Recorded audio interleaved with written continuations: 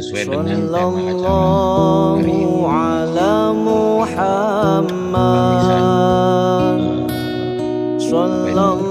Angkatan 76 SMP 3 dan angkatan 80 alumni SMA 1. Hari ini temanya adalah menghidupkan korban hati. Saya kurang paham nih, makanya saya tertarik dengan tema ini. Mudah-mudahan nanti kita mendapat pencerahan yang sangat baik dari Ustadz Rifai. Yang mana Ustadz kita ini mantan kolonel ya, mantan serdadu yang banyak dikenal di kalangan masjid-masjid di TNI, khususnya TNI Angkatan Darat ya. Terima kasih, saya nggak perpanjang-panjang lagi. Sekarang sudah 26 orang, alhamdulillah. Saya serahkan mimbar ini pada Ustadz Rifai. Monggo. Tilawah dulu. Oh ya, mohon maaf. Saya sudah hampir 6 bulan tidak ikut pengajian ini, jadi saya lupa ininya apa rundown-nya. Ada tilawah yaitu di sekarang ini yang melaksanakan tilawah adalah rekan kita Pramono yang sedianya akan dibacakan surat 2 ya, yaitu Al-Baqarah dari ayat 8 sampai 12. Monggo Mas Pramono.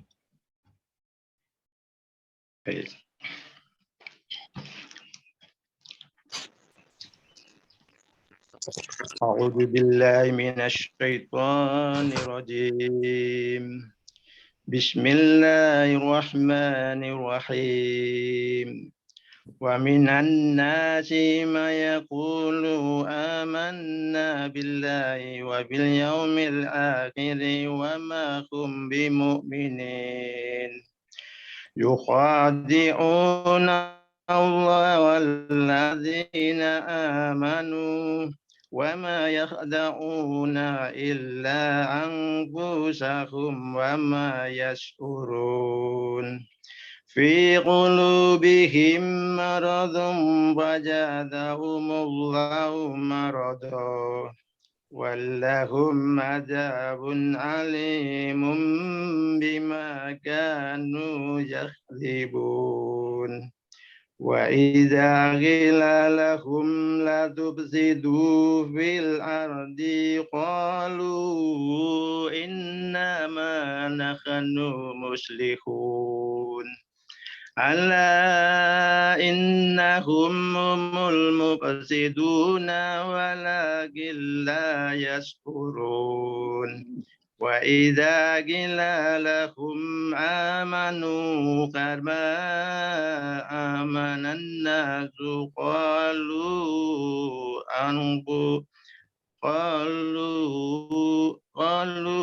anna aminu kama amana sufaha ala innahum humul sufaha walakin la ya'lamun. Sadaqallahul adzim. Aku berlindung pada Allah dari godaan setan yang terkutuk. Dengan nama Allah yang Maha Pengasih lagi Maha Penyayang.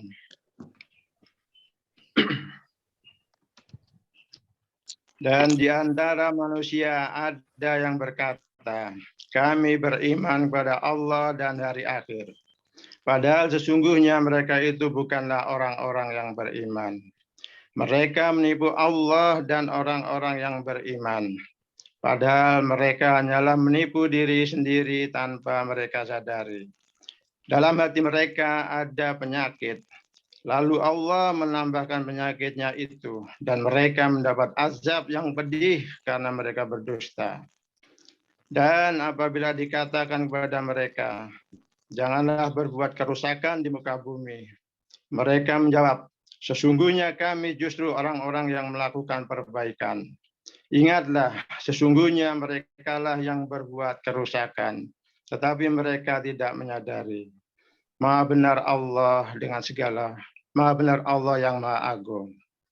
Demikian. Terima kasih. Ya, terima kasih rekan Pramono. Semoga ini menjadi perenungan kita Amin. bahwa surat Al-Baqarah ayat 8 sampai 12 ini termasuk salah satu surat yang favorit saya, dan ini kelihatan sekali makin hari makin menampakkan kekuasaan Allah dari surat ini. Banyak bukti-bukti yang sudah menampakkan apa yang disampaikan Allah di dalam ayat ini. Saya persilakan Ustadz Rifai untuk segera memulai tausiahnya. Nanti juga sebelum mengakhiri acara tausiah, mohon didoakan kami semua, termasuk juga rekan-rekan yang tidak bisa hadir, untuk mendatang, yang sakit semoga diberikan kesehatan, serta keluarganya semua. Silakan Ustaz. Assalamualaikum warahmatullahi wabarakatuh. Waalaikumsalam warahmatullahi wabarakatuh. Alhamdulillahilladzi khalaqas samawati wal arda bil haqqi wa sawwarakum fa ahsana suwarakum wa ilaihil masir. Ya'lamu ma fis samawati wal ardi wa ya'lamu ma tusirruna wa ma tu'linun wallahu alimun bidatis sudur. Wa asyhadu an la ilaha illallah wa asyhadu anna Muhammadan abduhu wa rasuluh. Allahumma sholli ala sayyidina Muhammadin wa ala ali sayyidina Muhammad wa sallim radhiyallahu ta'ala an kulli sahabati Rasulillah ajma'in. Wa qala Allah ta'ala fil Qur'anil Karim, a'udzu billahi minasyaitonir rajim. Bismillahirrahmanirrahim. Wa atiullaha wa atiur rasul fa in tawallaitum fa inna ma'ala rasulinal balagul mubin. Allahu la ilaha illahu wa 'alallahi falyatawakkalul mu'minun. Shadaqallahul azim. Rekan-rekan semuanya, Bapak-bapak, Ibu-ibu sekalian yang saya yakin semuanya dalam rahmat dan ridho Allah Subhanahu wa taala. Amin. Ini terbukti pada pagi hari ini hati kita, langkah kita diringankan oleh Allah untuk meningkatkan ilmu, iman maupun amal. Semoga apa yang kita lakukan ini diterima oleh Allah sebagai amal yang manfaat di dunia wal akhirah. Allahumma amin. Rahmat dan salam semoga tetap dilimpahkan kepada junjungan kita Nabi besar Muhammad Sallallahu Alaihi Wasallam. Rekan-rekan sekalian, saya pada kesempatan ini memang sengaja, yaitu untuk kita membahas kondisi keadaan hati kita, kondisi hati kita, kolbun kita. Di dalam bahasa Arab yang kita sering mendapatkan istilah-istilah yang kalau kita salah ucap maknanya bisa salah besar. Alhamdulillah. Dari rekan-rekan sudah mulai ada yang belajar bahasa Arab. Ya. Itu bagus ya, bagus. Silakan terus nanti akan bisa lebih memahami yaitu kandungan Al-Quran, keindahan bahasa Al-Quran. Misalnya pada pagi hari ini ada istilah kolbun. Itu kalau kolbun itu hati, kalau kalbun itu anjing. Jadi hati-hati kalau mengucapkan. Kita langsung saja. Di dalam satu hadis yang diriwayatkan oleh Bukhari Muslim, yaitu yang juga hadis muttafaqun alaih. Rasulullah Shallallahu Alaihi Wasallam bersabda, "Ala wa inna fil jasadi mudghah." Ketahuilah sesungguhnya di dalam tubuh manusia itu ada segumpal daging. Wa idza saluhat saluhal jasadu kullu. Apabila segumpal daging ini bagus, maka akan bagus semuanya. Perilaku manusia akan bagus. Wa idza fasadat fasadal jasadu kullu. Apabila segumpal daging ini rusak, maka akan rusak perilaku, kondisi, tabiat, akhlak manusia itu. Ala ketahuilah, wahya kolbu, maka dia itu adalah hati. Nah, di sini para ulama banyak yang berbeda pendapat ya, ya, tapi kita ikut yang jumhur ya, sebagian besar ulama, yaitu Imam Ghazali. Imam Ghazali yang dimaksud kolbu di sini adalah bukan kolbu hati liver itu, tapi kolbu secara imajiner. Lagi kolbu secara imajiner. Nah, slide berikutnya Pak Andri. Nah, ini pendapat Ibnu Athaillah di dalam kitabnya Al-Hikam, hikmah yang ke-49. Min alamatil mautil qalbi, sebagian dari matinya, sebagian tanda-tanda dari matinya hati, adamul husni alama fataka minal muwafiqat, yaitu meninggalkan ibadah, baik itu ibadah sunnah maupun ibadah wajib, itu tidak ada penyesalan, tidak ada getun, biasa saja. Wa tarku nadami alama fa'altahu min wujudi zalati. Juga dia tidak menyesal ketika melakukan suatu dosa. Dua tanda ini menunjukkan hati kita mati. Nah, hati kita mati. Jadi ada dua ciri hati yang mati, tidak getun ketika meninggalkan ibadah dan tidak getun menyesal ketika melakukan dosa. Nah, ini pendapat Ibnu Athaillah, seorang ulama sufi kelahiran Mesir yang hidup pada tahun 1260. Lanjut Pak Indri, slide ketiga. Slide ketiga. Sudah. Belum, masih belum. Di layar belum. Nah, sudah. Nah, ini kita sedikit mengenal ruh kita, ya. Walaupun di dalam surat Al-Isra, ya, surat Al-Isra atau surat Bani Israil ayat 85 Allah berfirman, A'udzubillahi minasyaitonirrajim, bismillahirrahmanirrahim. Yas'alunaka 'anir ruhi, apabila bertanya kepadamu ya Muhammad, yaitu tentang ruh. Kulir ruhu min amri robbi, katakanlah bahwa ruh itu urusan Tuhanku. Urusan Tuhanku. Wa ma utitum minal ilmi ila qalila, tidaklah engkau kuberi ilmu kecuali hanya sedikit. Ini sedikit menurut Allah, tapi menurut makhluknya manusia ini ya banyak sekali. Nah, salah satu bahwa ruh ini diungkap oleh Imam Ghazali di dalam kitabnya Ihya Ulumuddin. Manusia terdiri dari jasmani dan rohani. Ya. Terdiri dari jasmani dan rohani. Dan ruh manusia ini suatu sistem, ya, suatu sistem yang memiliki 3 komponen, yaitu komponen akal atau akol, ya, akol sebetulnya. Akal ini memiliki daya, kemampuan, fungsi untuk memahami dan menerima informasi, tentunya lewat sistem panca indera, ya, sistem panca indera. Baik penglihatan, ucapan, penglihatan, pendengaran, penciuman, perabaan. Ini akal. Yang kedua kolbun, ya, kolbun. Ini menurut Imam Ghazali, kolbun ini tempatnya segala kebaikan. Kalau dalam ilmu jiwa disebut conscience, ya, conscience atau super ego. Super ego. Kolbun tempat kebaikan, tempat kesadaran. Dan kolbun ini yang menghubungkan kita dengan Allah. Kita waktu sholat niat. Nah, niat ini hati, maka dikatakan al-niyatu fi qalbi. Niat itu letaknya di dalam hati. Kita sholat khusyuk itu di hati. Nah, tempatnya perasaan itu juga di hati. Kecerdasan, keyakinan, kemauan ini juga di kolbun. Yang disebut pemahaman. Qulubun la yafqahu biha, itu dalam surat Al-A'raf ayat 79, nanti kita bahasnya. Ini. Sedangkan nafsu adalah dorongan-dorongan.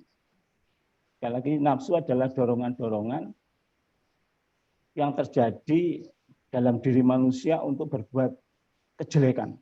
Ya. Kalau nafsu ini tidak dididik, ya, nafsu ini tidak dididik, tidak dibiasakan, tidak disetir, tidak dikendalikan oleh akal dan kolbun, nafsu ini liar. Karena ending akhir daripada nafsu ini adalah mewujudkan kepuasan. Nah, kepuasan kalau tidak dikendalikan oleh akal dan kolbun, tidak dikendalikan dengan kebaikan, maka berbahaya. Karena nafsu ini, misalnya nafsu perut, makan, minum, tidak memperhatikan yang halal dan haram, kemaluan juga begitu, libido, seksualitas begitu, mulut dan telinga akan melakukan fitnah, ghibah, ya. Mata juga demikian, melihat barang yang haram, situs-situs haram, terus anggota badan. Ini nafsu ini. Nah, ini yang kita bahas pada kesempatan ini adalah komponen ruh yang kedua, yaitu kolbun. Lanjut Pak Indri, slide keempat. Ya. Ya. Slide keempat ini, di dalam Al-Quran maupun di hadis dijelaskan bahwa kolbun itu terdiri dari 3. Ya. Yang pertama hati yang sehat, yang disebut kolbun salim, ini bisa menerima dan menjalankan kebenaran. Bisa memahami dan menjalankan apa yang dipahami. Rasulullah di dalam Al-Quran surat Asy-Syu'ara ya, ayat 88 dan 89. Allah berfirman, "A'udzubillahi minasyaitonirrajim. Bismillahirrahmanirrahim. Yauma la yanfa'u malun wala banun."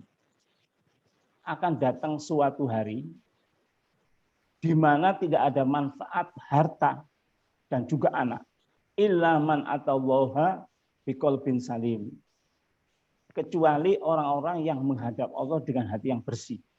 Qalbun salim. Ini yang menjadi tujuan kita, pembahasan kita pada pagi hari ini. Kemudian Allah mencipta juga hati yang sakit, yang tadi dibacakan oleh teman kita, yaitu qulubuhum maradun. Ya, hati-hati mereka sakit. Hatinya sakit, ini sarangnya penyakit hati ya. Hasud, ya, dengki, ya, tamak, rakus, bakhil, dendam, malas kita ibadah malas. Ya. Malas ini suatu perilaku yang suka menunda-nunda. Nanti dulu lah, cuci nanti dulu. Akhirnya ujungnya daripada malas ini penyesalan. Karena waktu yang disediakan oleh Allah untuk menyelesaikan suatu pekerjaan kita tunda. Padahal pada waktu kesempatan yang lain itu adalah kegiatan yang lain, bukan kegiatan yang sudah kita tinggalkan itu. Akhirnya hasil tidak pernah sempurna, tidak optimal, tidak maksimal. Curang, ya, curang. Tidak jujur, tidak amanah, tidak adil, dusta, berkata tidak sesuai dengan fakta, ditambah dikurangi. Ya. Suka mengeluh. Nah, mengeluh itu enggak baik juga. Ini penyakit hati, mengeluh sambat sana sini. Ini menunjukkan orang yang mengeluh ini menunjukkan tidak ridho, tidak sabar, tidak syukur dengan ketentuan Allah, karunia Allah dan ujian Allah. Mengeluh sana sini. Riya, ibadah tidak mengharapkan ridhonya Allah, tetapi mencari puji sanjung selain Allah. Tidak bersyukur, boros. Nah, boros ini juga penyakit hati, yaitu membelanjakan sesuatu tidak berdasarkan skala prioritas. Enggak penting-penting dibeli. Tidak punya, hidup di kampung yang tidak ada listrik, beli kulkas. Wah, ini banyak ini ya.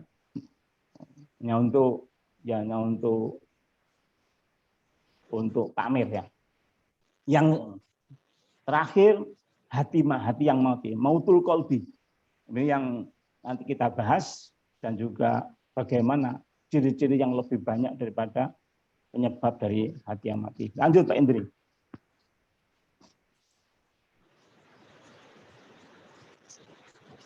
Ya, ini sekedar menanggapi daripada atau menjelaskan daripada apa yang disampaikan oleh Ibu Ibnu Athaillah tadi. Alamatul mautil qalbi, tanda-tanda hati yang mati tadi yang disampaikan oleh Ibnu Athaillah itu yaitu tidak sedih ketika meninggalkan taat, tidak menyesal ketika berdosa. Lanjut Pak Indri, ini sudah kita bahas. Ya, ini sedikit kita memperdalam. Jadi yang pertama, slide yang hijau ya, yang di atas sendiri itu, jangan tinggalkan ibadah walaupun belum sempurna. Ini ada jebakan setan. Setan ini nanti gini ya, di dalam kitab Minhajul Abidin yang ditulis oleh Imam Ghazali, orang yang akan mendekat kepada Allah itu akan dihalang-halangi. Akan ada perintang. Perintang ini disebut al-mawani. Jamak dari maniun ya. Al-mawani. Itu ada 4. Itu ada 4. Yang pertama tadi yaitu nafsu kita yang selalu mengajak kepada kejelekan. Kedua adalah dunia yang memberikan fasilitas yang kalau kita turuti tidak akan ada habisnya dan kita lupa kepada pencipta dunia ini sendiri yaitu Allah Subhanahu wa taala. Kemudian yang ketiga adalah anas yaitu manusia.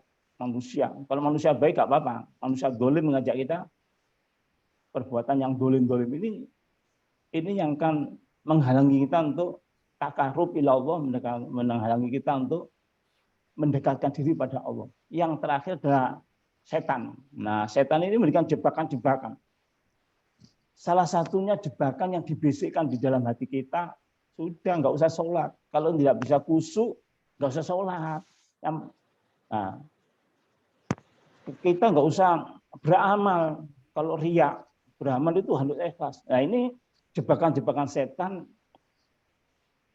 yang akan menyesatkan manusia, padahal amal ikhlas atau tidak ikhlas itu bermanfaat. Nah, ini kita lihat, jangan tinggalkan ibadah yang belum sempurna, sholat belum khusyuk, jangan ditinggalkan. Wiritan, dzikiran, sholawatan, tapi hati kita masih kemana-mana. Ini jangan ditinggalkan. Karena ibadah yang tidak khusyuk, tidak sempurna, itu masih lebih baik daripada tidak ibadah. Karena tidak ibadah ini tidak ada nilai positifnya. Maka itu jangan tinggalkan ibadah yang belum sempurna.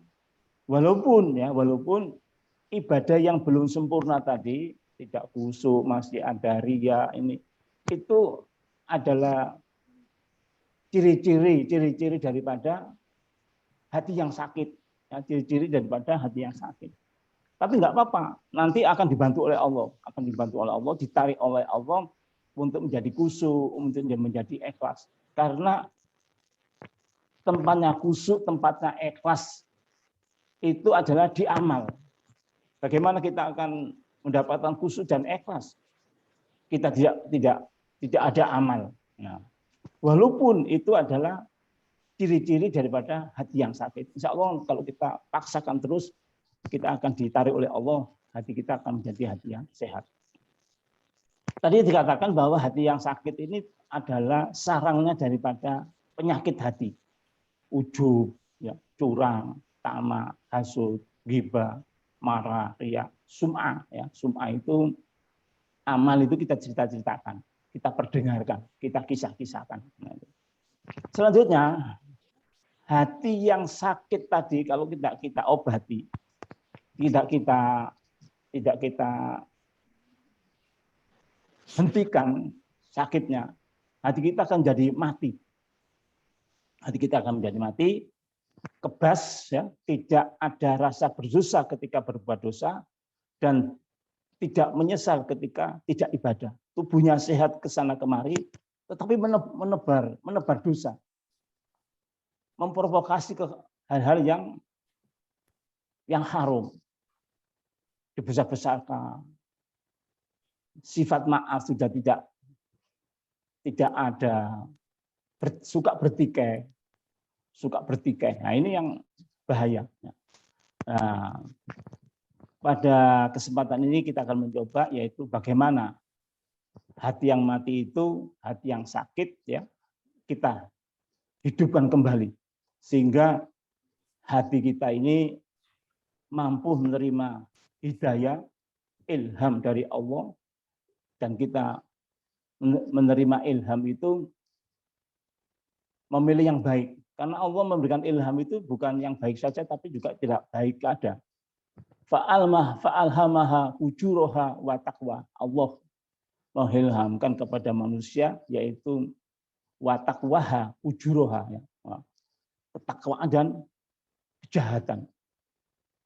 Qad aflaha man zakkaha. Sungguh beruntunglah orang yang mensucikan jiwanya, mensucikan kolbunya. Wa qad khaba man dasaha, dan sungguh celaka, rugi orang yang mengotori jiwanya. Jadi ketika hati kita itu sehat, maka ketika Allah memberikan ilham, kita akan memilih ilham yang baik. Karena hati ini membimbing akal kita, bisa mengenal Allah, dan hati ini juga bisa mengajak anggota tubuh kita taat kepada Allah. Nah, ini terbukti bahwa rekan-rekan sekalian tadi sudah sholat subuh, ya, sudah sholat subuh, melakukan suatu kebaikan. Ini adalah bukti bahwa hati kita itu hidup. Bahwa hati kita itu hidup sehingga kita bisa berbuat kebaikan-kebaikan, dan kebaikan-kebaikan itu akan menarik kebaikan-kebaikan yang lain. Demikian pula sebaliknya kejahatan itu akan menarik kejahatan-kejahatan yang lain. Untuk itu kita tadi sudah bangun malam, sholat tahajud, sholat hajat, sholat witir, ya. Itu menarik kita untuk bisa sholat subuh. Dan jangan dikira pengajian seperti ini itu tidak banyak manfaatnya, sangat banyak manfaatnya. Dan ini tidak diberikan oleh Allah kepada semua orang. Nah, disitulah bahwa pada pagi hari ini kita bersyukur ditakdirkan oleh Allah dengan takdir ibadah. Selanjutnya Rasulullah juga bersabda, innal mu'minina yarul dunuba ka'annahu qa'idun tahta jabalin.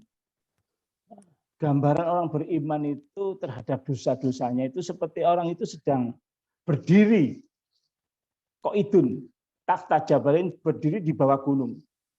Ya khafu ayyaqa'a alaihi, dia takut akan runtuh menimpa dirinya gunung tersebut. Wa innal fajiro yarul dunuba kadubabin. Akan tetapi orang-orang yang fajir, orang-orang yang ahli berbuat dosa, yarul dunuba, melihat dosa-dosanya itu kadubabin, seperti melihat lalat saja. Ya, lalat, kadubabin, lalat. Maru ali angfihi, lalat yang seliweran menempel di hidungnya. menempel atau seliweran di depan hidungnya. Jadi orang yang beriman itu melihat dosa, melakukan dosa sekecil apapun, dia akan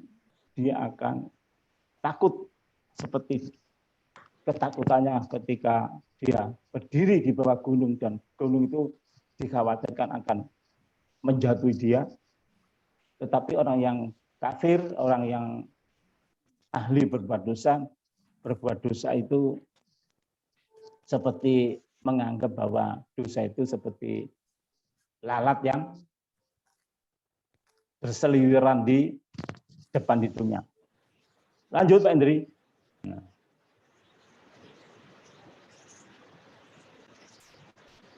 Nah, ini hanya tadi yang dibacakan pembaca tilawah dan terjemah tadi.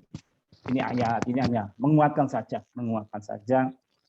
bahwa orang-orang kafir ini, orang-orang munafik, ya, itu hatinya sudah mati, ya, hatinya sudah mati.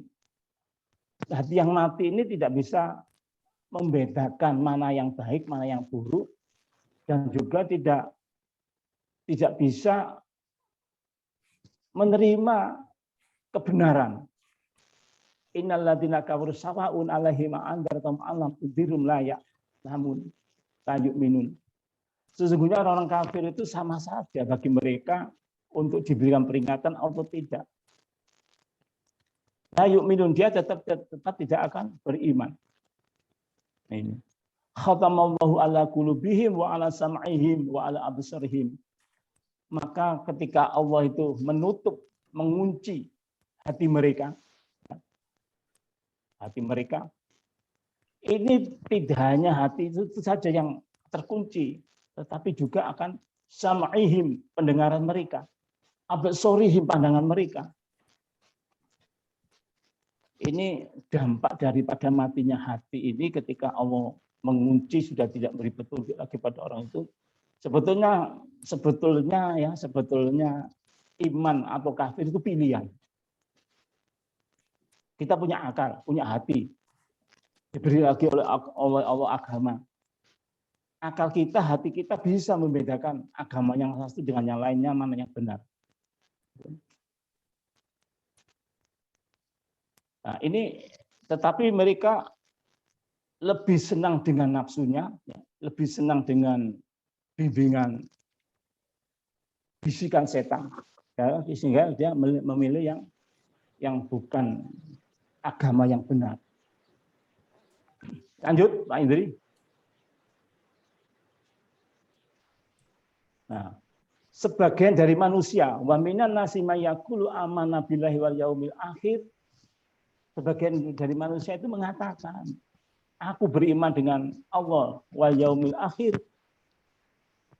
Tetapi menurut Allah, iman itu tidak bisa dengan versinya sendiri. Iman itu tidak bisa dengan akal-akalnya sendiri. Tetapi iman itu harus menurut Allah dan Rasulullah. Nah, orang-orang kafir mengatakan, wa minan nasi may yaqulu amanah. Sebagian dari mereka, orang kafir tadi, mengatakan amanah. Saya beriman billahi wal yaumil akhir. Saya beriman kepada Allah dan hari akhir. Allah mengatakan wa mahum bimumin, tidaklah mereka itu beriman, karena iman itu adalah menurut versinya Allah dan Rasulullah, bukan iman menurut versi pribadi-pribadi. Yukhadi'una Allaha walladzina amanu wa ma yahda'una illa anfusahum wa ma yash'urun. Mereka dengan iman yang salah tadi itu mau menipu Allah dan orang yang beriman. Tetapi kenyataannya wa may yahda'una illa anfusahum, kenyataannya mereka bukan menipu Allah dan orang beriman, tapi dia menipu dirinya sendiri. Wa may yash'urun, tetapi dia tidak menyadarinya. Ini banyak rekan-rekan yang non-muslim, ya, non-muslim ini seperti itu. Seakan-akan ini sekarang terjadi, ya, Ferdinand Hutapea, ya, Ferdinand Hutapea seperti itu mengatakan Tuhanmu lemah, Tuhanku hebat. Itu tadi memahami keimanan dengan versinya mereka. Fi qulubihim maradun fazadahumullahu marada. Di dalam hati mereka itu ada penyakit, fazadahumullahu marada, dan Allah itu menambahkan penyakit pada mereka. Walahum adzabun alim bima kanu yakdzibun, maka bagi mereka mendapatkan siksa yang berat, ya, yang pedih disebabkan kedustaan mereka. Yukadzibun, yakdzibun. Rekan-rekan yang sudah pernah belajar bahasa Arab, yakdzibun ini dari kata kadzaba yakdzibu, yaitu fiilnya fiil mudhari.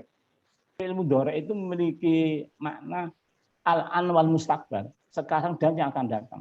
Dan artinya apa?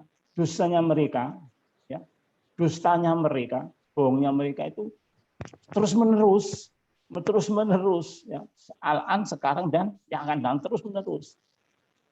Karena itulah Allah berkenan untuk menyiksa mereka. Walahum adzabun alimun bima kanu yakdzibun, karena mereka disebabkan dusta mereka yang terus menerus. Lanjut Pak Indri.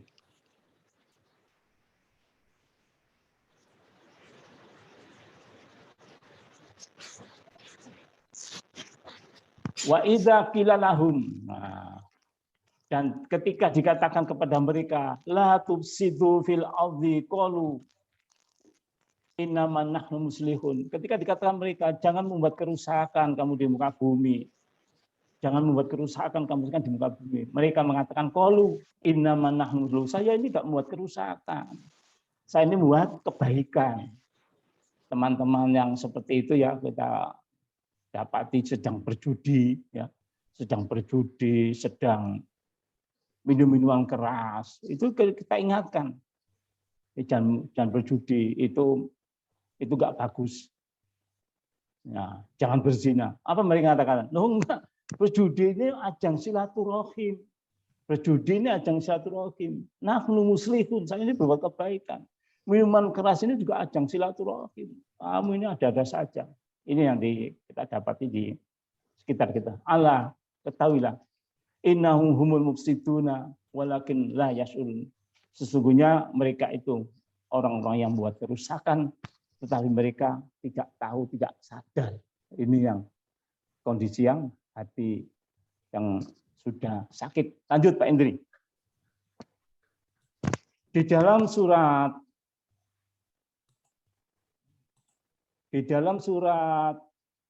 Al-A'raf ayat 179. Nah ini Allah menunjukkan fungsi hati kolbun ya. Kolbun. A'udzubillahi minasyaitonirrajim. Bismillahirrahmanirrahim. Kematian hati ini menyebabkan kita jadi penghuni neraka jahanam. Walaqad dzara'na li jahannama katsiran minal jinni wal insi. Sungguh kami akan mengisi neraka jahanam itu sebagian besar daripada jin dan manusia. Yaitu orang-orang yang jin-jin yang lahum qulubun la yafqahuna biha. Mereka qulubun itu jamak dari kolbun. Nah, mereka yang memiliki hati yang tidak bisa memahami, yang tidak dipakai untuk memahami. Rusaknya hati inilah yang pertama, la yafqahuna biha. Mereka memiliki hati tapi tidak dipakai untuk memahami ayat-ayat Allah. Kemudian kerusakannya berikutnya, walahum a'yunul la yubsiruna biha. Mata mereka, pandangan mereka, panca indera mereka sudah mata mereka tidak bisa membedakan mana yang baik, mana yang buruk. La yubsiruna biha. Kemudian meningkat lagi karena hati sudah rusak, mata sudah rusak, walahum adzanul la yasma'u biha. Mereka punya telinga, tetapi telinganya tidak dipakai untuk mendengar ayat-ayat Allah. Tidak bisa membedakan yang baik yang benar. Ulaika kal an'ami balhum awwal. Mereka itu seperti binatang, bahkan lebih rendah lagi. Punya hati, punya akal, punya mata, punya telinga, tetapi tidak dipakai untuk memahami firman-firman, ucapan-ucapan dari Allah Sang Penciptanya. Kita ini bersyukur ya. Kita ini bersyukur Allah itu memperkenalkan diri dengan wujud Al-Quran yang terdiri dari 30 juz, 114 surat, 6.666 ayat. Ini kalau kita baca, ya, kita baca dulu pernah ya, Pak Mono kalau saya yang mengajak menawarkan Pak Mono dulu kalau bisa baca Quran itu sekaligus aja lah, dengan terjemahnya. Itu betul itu. Sehingga kita membaca Al-Quran dengan terjemah itu hati kita itu akan tergetar bahwa usia kita yang sudah setua ini masih banyak yang belum kita pahami. Nah, kita baca. Kemudian Allah mengatakan ulaika humul ghafilun, mereka itu termasuk orang yang lalai. Orang yang gofil. Kita namanya tanbihul gofilin, ya.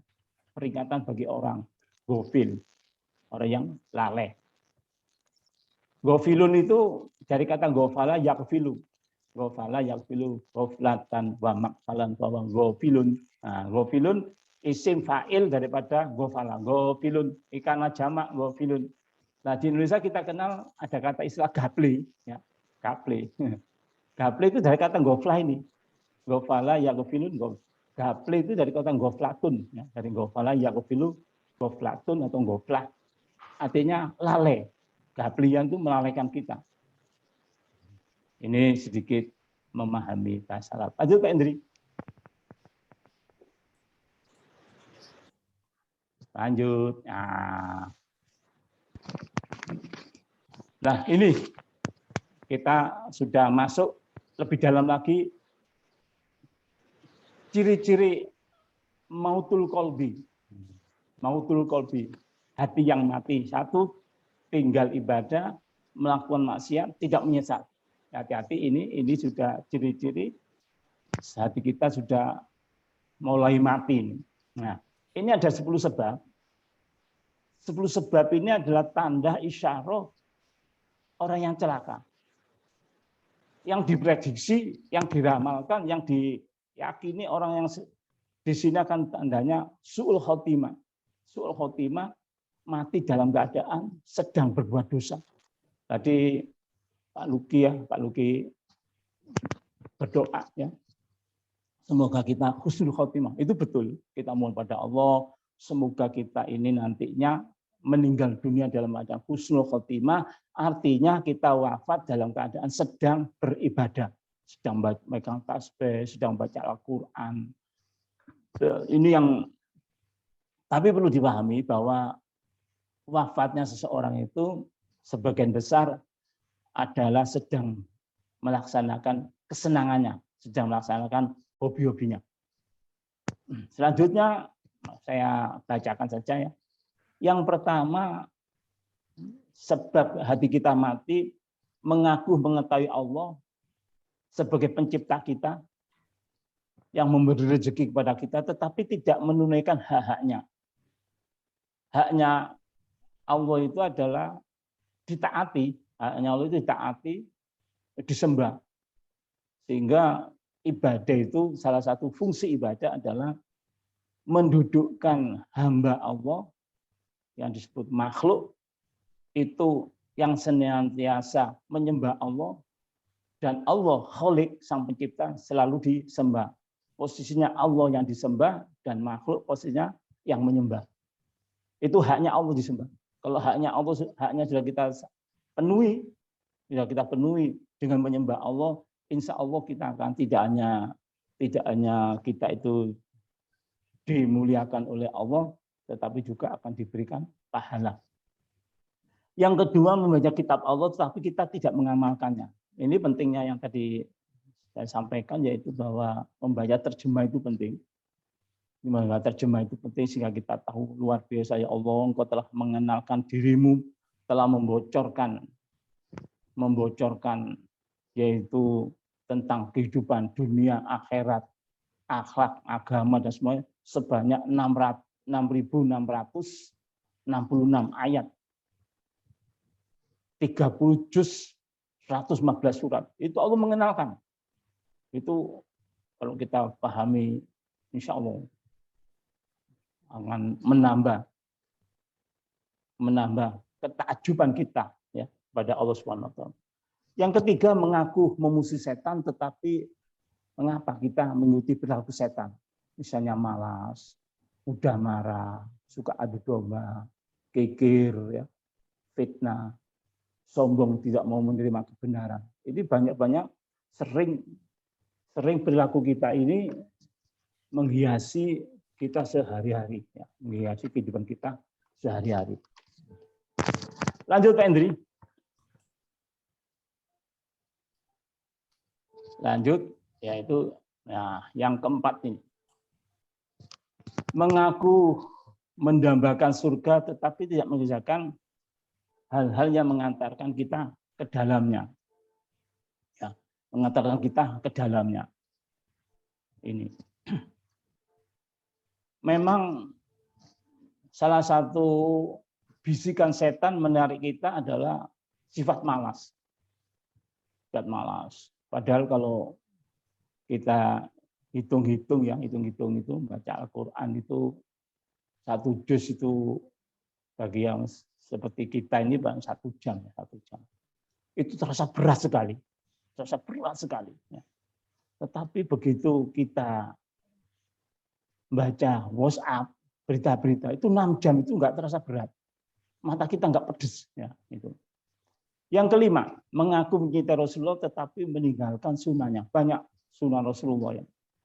Ya Allah, kita banyak istighfar ini ya, banyak istighfar. Tahajud Rasulullah, sholat Rasulullah sampai kakinya bengkak. Sedekahnya Rasulullah. Pada suatu hari Rasulullah itu ngimami sholat asar. Tergesa-gesa. Cepat sekali. Ditanya oleh Abu Dzar Al-Ghifari, ya Rasulullah, kok tidak seperti biasanya Anda sholat asar? Kenapa? Cepat sekali Rasulullah. Betul, saya tadi itu mendapatkan amanah dari suatu sahabat ya, itu untuk mensedekahkan, mentasarufkan 1 on emas, 100 gram emas. Itu terpikir dalam sholat saya. Harus segera disedekahkan. Kalau enggak begitu kita khawatir selesai sholat ini apakah kita masih hidup ataukah sudah meninggal dunia. Nah itu seperti itu. Jadi diberikan amanah itu merasa bertanggung jawab sehingga mengaruhi sholat beliau. Nah, yang keenam, takut neraka tetapi tidak menghindari perbuatan dosa atau maksiat. Ini juga fatal ya. Fatal. Tapi insya Allah bagi rekan-rekan semua, teman-teman, dulur-dulur KP ya, pengikut pengajian ini, itu kalau ditimbang-timbang ya, antara maksiat dan dosanya itu insya Allah banyak dan maksiat dan amal baiknya, banyak amal baiknya, masih ada kesempatan. Mengaku kematian itu suatu kepastian datangnya, tapi kita tidak mempersiapkan menghadapinya, artinya tidak menyiapkan bekal-bekalnya. Kematian di sana ada soal kubur, ada 6 pertanyaan kubur, bukan manabiukan sebagainya. Yang pada waktu itu bukan mulut kita, akal kita, logika kita yang menjawab, tetapi adalah amal-amal kita, terutama sholat kita. Marobuka yang jawab sholat. Karena di dalam sholat itu perwujudan seorang hamba mengakui adanya Allah, Allahu Akbar, ya, waktu niat dan sebagainya. Sibuk mempersoalkan aib, ya lanjutnya, Pak Indri, ya ke yang berikutnya. Ya. Sibuk mempersoalkan aib, kekurangan, dan kesalahan orang lain, sementara abe, ya, lalai terhadap aib, kekurangan, dan kesalahan diri sendiri. Ini saudara-saudara kita, sahabat-sahabat kita, itu berbuat dosa, berbuat salah, itu dia bertanggung jawab pada Allah dan juga bertanggung jawab pada manusia atau dirinya juga. Kalau kita bisa kita nasihati, kita nasihati. Kalau tidak bisa ya kita doakan. Kali ya kadang-kadang ya di kampung saya itu, kalau tadi jamaah subuh itu ada 30 orang. Saya tahu 30 orang karena saya hitung sandalnya. Oh, ada sandalnya 30 pasang. Berarti 30 orang. Tapi kan masyarakat ini ada terdiri dari 7 RT, ya, 7 RT. Dari perwakilan 7 RT, yang 1 RT 150 kakak itu, yang sholat itu hanya sekitar 30 orang kan masih kurang. Saya kadang-kadang berdoa ini, ya Allah, beri hidayah, beri petunjuk, ya Allah, masyarakat ini, ya Allah. Padahal sholat subuh itu nikmat, padahal bangun pagi itu nikmat. Ya, itu. Doakan, tidak usah kita sibuk dengan aib mereka. Yang 9, mendapatkan rezeki dari Allah, tetapi lupa bersyukur padanya. Rezeki tidak hanya harta, kesehatan, kita bisa melihat, punya mata, punya telinga, punya mulut sehat, itu kita bersyukur ya, kita bersyukur. Bisa BAB, bisa buang air kecil, itu Masya Allah, kita bersyukur sekali itu. Kita syukuri, ya Allah. Boleh kita bersyukur dalam kamar mandi, tapi dalam hati saja, jangan diucapkan. Dalam kamar mandi, dalam toilet tidak boleh kita berbicara. Ya, bicara. Tidak gelisah saat tidak ibadah. Ini juga, ya Allah, kok saya tidak bisa sholat jamaah, ya Allah, saya kok tidak bisa sodako yang sudah banyak. Ini seperti itu. Lanjut Pak Indri. Ya. Ini upaya-upaya untuk menghidupkan hati kita yang mati, yang dampaknya adalah neraka jahanam. Qulubuhu la yafqahu wa biha wa laqad dzara'na li jahannam katsiran minal jinni wal ins. Sungguh banyak yang dibenamkan di neraka jahanam itu adalah jin dan manusia, yang mana mereka mempunyai perilaku, punya hati, punya mata, punya telinga, tetapi tidak dipakai untuk memikirkan ciptaan Allah, mendekatkan diri pada Allah, taat pada Allah. Yang pertama, zuhud pada dunia. Tidak, kalau zuhud itu kata mbah-mbah kita, ya, guru-guru kita, adalah tidak gumantung pada dunia. Tidak, kita hidup dunia, tetapi hati kita tidak ta'aluk, tergantung, gumantung pada dunia, yaitu dengan cara menghindari segala yang haram dan subhat, yang haram kita tinggalkan semaksimal mungkin. Ya. Yang subhat, yang ragu-ragu antara halal dan haramnya tidak jelas. Ini kita tinggalkan. Hanya ini di kehidupan kita yang subhat ini. Nah, kita nggak usah menjustifikasi, ya, tetapi kita coba hindari aja. Yang kedua, menyibukkan diri dengan zikrullah. Ada istilah zikir, ada istilah wirid. Kalau wirid itu jumlahnya tertentu. Seperti kita selesai sholat membaca subhanallah, subhanallah, subhanallah 33 kali, alhamdulillah 33 kali, terus takbir 33 kali, kita tambah lagi la ilaha illallah wahdahu la syarika lahul mulku wa lahul hamdu yuhyi wa yumiitu wa huwa 'alaa kulli syai'in qadir. Satu kali genap 100, ini wirid, jumlahnya tertentu. Tetapi kalau zikir, zikrullah itu ingat kepada Allah. Sudah bebas.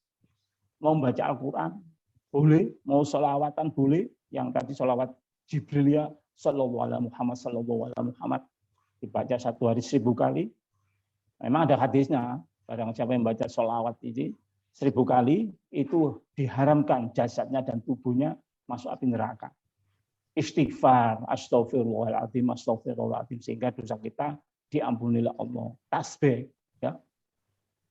Subhanallah, subhanallah, subhanallah. Itu paling tahmid, ya, tahmid, baca alhamdulillah, alhamdulillah, sambil mengingat terima kasih ya Allah, alhamdulillah segala puji milik-Mu ya Allah yang telah menciptakan rambut kepala kami, telinga kami, mata kami, semuanya itu dalam keadaan sehat ya Allah. Takbir Allahu Akbar sambil membayangkan kekuasaan Allah. Tahlil la ilaha illallah, sambil kita menggambarkan tidak ada yang menciptakan rambut kita illallah kecuali Allah, tidak ada yang menciptakan telinga kita illallah kecuali Allah. Itu terus kita bacakan seluruh tubuh kita, tidak ada yang menciptakan kaki kita, telinga kita, ibadah kita illallah kecuali Allah yang tidak. Dan tidak ada yang bisa mendatangkan mudorot, kejahatan, kesalahan itu illallah kecuali Allah. Tidak ada yang tidak bisa mendatangkan manfaat semua kehidupan ini illallah kecuali. Itu kita baca sambil baca la ilaha illallah, la ilaha illallah. Itu nikmat sekali, nikmat sekali. Nah, yang ketiga, membiasakan diri dengan kebaikan. Kita biasakan sehingga kebaikan menjadi habitual, ya, menjadi app, menjadi kebiasaan yang nanti pelaksanaannya tidak usah berpikir lagi. Begitu ada orang kesusahan, hati kita sudah bergetar, sudah ingin menolong. Nah, sebatas kemauan, sebatas kemampuan kita,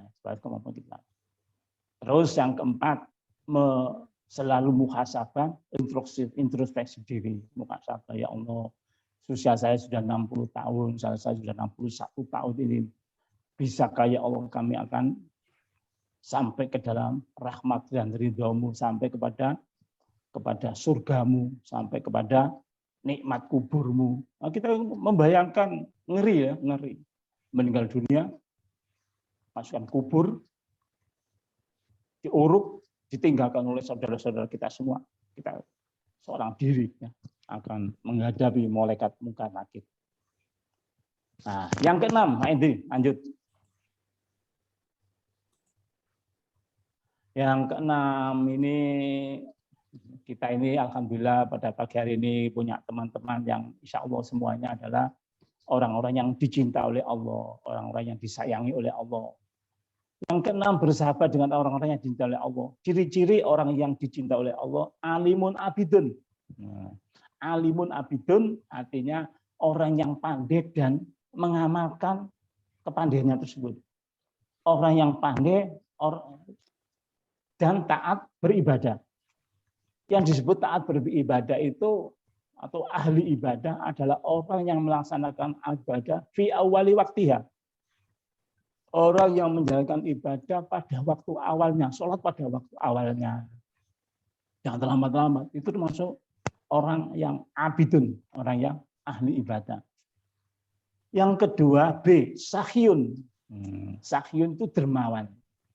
Ini Masya Allah, saya lihat orang dermawan. Orang dermawan itu orang yang mensodakokan hartanya, orang yang menafkahkan hartanya sebelum diminta. Nah, itu sahyun. Sebelum diminta. Sudah sedekah, kalau diminta itu belum sahyun, ya sudah diminta. Mungkin terpaksa, mungkin malu dan sebagainya diminta. Kalau yang sahyun, dia sedekah datanya sebelum diminta. Ini luar biasa. Yang ketiga, wal afina aninas, orang yang senantiasa memaafkan kesalahan saudaranya, temannya, salah dimaafkan, sudahlah. Hilangkan, hapus di dalam hati kita, dendam, sakit hati, marah. Wal afina, memaafkan. Melupakan kesalahan orang lain baik di dunia maupun di akhirat, itu memaafkan. Tidak menuntut di dunia dan tidak menuntut di akhirat, itu wal afina aninas, memaafkan kesalahan orang lain, tidak menuntut di dunia dan tidak menuntut di akhirat. Sudah dilupakan. Itu pahalanya besar itu, ya, pahalanya luar biasa, dibangun oleh Allah, yaitu istana di surga. Hadisnya kuat, sahih. Terus yang keempat, tidak mengekali maksiat walaupun kecil. Tidak mengekali maksiat walaupun kecil. Tidak melakukan dosa kecil yang terus-menerus. Nah, dosa kecil itu dosa yang belum ditetapkan sanksinya baik di dunia maupun di akhirat. Tidak ada ancaman. Nah, tidak ancaman baik di dunia maupun di akhirat. Yang belum ada sanksinya itu dosa kecil. Buka aurat. Nah, buka aurat itu dosa kecil. Tapi kok terus-menerus jadi dosa besar juga. Ya. Kalau laki-laki pakai cincin emas laki-laki itu dosa kecil. Ya, dosa kecil. Tapi kalau terus-menerus, kalau saat meninggal dunia pakai cincin emas laki-laki ini, kalau perempuan nggak apa-apa. Pakai cincin emas itu kita berbuat dosa. Karena di dalam ajaran Islam memakai cincin emas itu diharamkan, ya, diharamkan. Meninggal dunia dalam situasi melakukan keharaman, ini mati dalam keadaan su'ul khotimah, mati yang jelek. Ini Allahumma ba'idna, na'udzubillah min dzalik, semoga Allah kita dijauhkan oleh Allah. Qalilul kalami, yang keempat, ciri-ciri orang yang dicintai oleh Allah itu sedikit bicaranya, gak banyak omongnya. Karena banyak omong itu cenderung berbuat dosa, bohong dan sebagainya. Ciri-ciri orang yang dicintai oleh Allah itu adalah qalilul kalami, yaitu sedikit ngomongnya, sedikit bicaranya. Yang terakhir, moga-moga kita termasuk ini, kadhimul ghaidhi, orang yang mampu mengendalikan marah. Khususnya orang-orang yang tidak kenal dengan kita, tidak kenal status kita, tidak kenal posisi jabatan kita, tidak. Itu biasanya memperlakukan kita di luar kewajaran. Nah, tapi kita harus bersabar, nggak boleh marah-marah. Suatu hari ini contoh saja. Saya khutbah Jumat di suatu batalion. Khutbah Jumat karena rata-rata penjepit batalion itu tidak kalau sudah adzan baru jamaahnya itu datang. Nah, waktu itu ada seorang kopral, waktu itu pangkat saya kolonel. Saya disuruh kopral itu, padahal waktu itu saya sebagai khotib di situ, oleh kopral itu disuruh, Pak, adzan Pak, supaya yang lain datang. Karena saya diperintahkan kopral seperti itu, saya adzan juga, ya, adzan juga. Nah, adzan Saya adzan ya sholat, datang semua. Ya, geruduk. Kemudian oleh pembacara disampaikan bahwa yang jadi khotib, alhamdulillah, Kolonel CAC Dr. Andes Muhammad Rifai selaku khotib dan imam, alhamdulillah sudah ada di tengah-tengah kita. Nah, terus saya naik. Kopral yang nyuruh saya tadi itu ketakutan rupanya. Lihat saya lupa tuh, saya nyuruh kolonel ini. Saya lihat duduknya sudah resah ya, pelan-pelan minggir, nggak tahu kemana itu ya. Nah, menghadapi orang-orang yang tidak kenal dengan kita, tidak paham dengan kita harus sabar ya, nggak bisa langsung marah. Nggak kenal kok ya, nggak salah itu ya. Kadimul ghaidhi, ya, itu mampu mengendalikan marah. Lanjut Pak Hendri. Nah, terakhir penutup hati manusia terdiri dari 3, yaitu qalbun salim, qalbul marid, hati yang sakit, qalbul maut, hati yang hidup tadi itu yang bisa menerima nurullah, cahaya dari Allah yang bentuknya hidayah, mungkin ilham, pemahaman, taufik. Taufik itu kesesuaian perilaku kita dengan irodanya Allah. Taufik itu kesesuaian perilaku kita dengan kehendak Allah. Tentunya kehendak yang baik, ya, yang baik.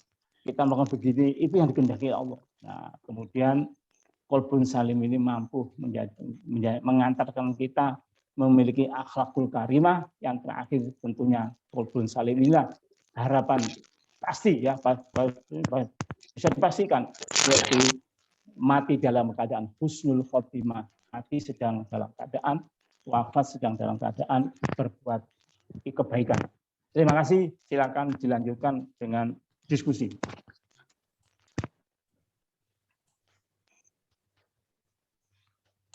Terima kasih Ustadz Rifai, menarik sekali.